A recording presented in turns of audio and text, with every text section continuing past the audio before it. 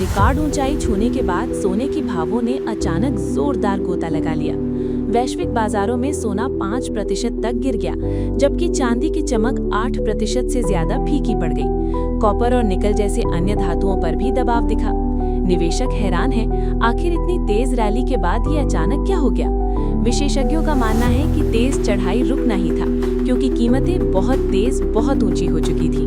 पिछले कुछ हफ्तों में सोने की कीमतों में तेजी देखी गई थी। अमेरिकी डॉलर की कमजोरी, केंद्रीय बैंकों की लगातार खरीद और भू राजनीतिक तनावों ने सोने को सुरक्षित निवेश का दर्जा दिलाया।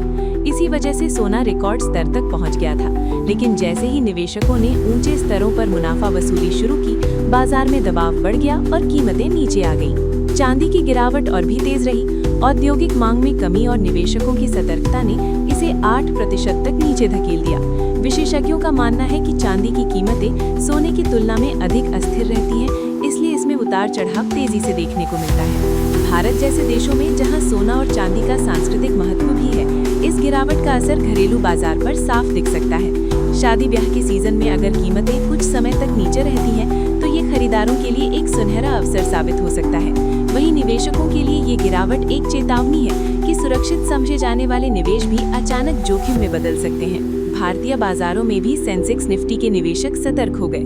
दिल्ली, मुंबई जैसे शहरों में 24 कैरेट सोने की कीमत में 1500 से 2000 रुपए प्रति ग्राम की गिरावट। चांदी प्रति किलो 5000 रुपए लुढ़की। ज्वेलर्स बिक्री बढ़ाने के लिए डिस्काउंट दे रहे, लेकिन मांग सुस्त है। ये गिरावट उन लोगों के लिए राहत है जो लंबे समय से खरीदारी का इंतजार कर रहे थे, लेकिन शॉर्ट टर्म ट्रेडर्स को भारी नुकसान पहुंच सकता है। विशेषज्ञ सलाह दे रहे हैं कि लॉन्ग टर्म के लिए सोना अभी ठोस है, लेकिन अस्थिरता से बचना जरूरी है।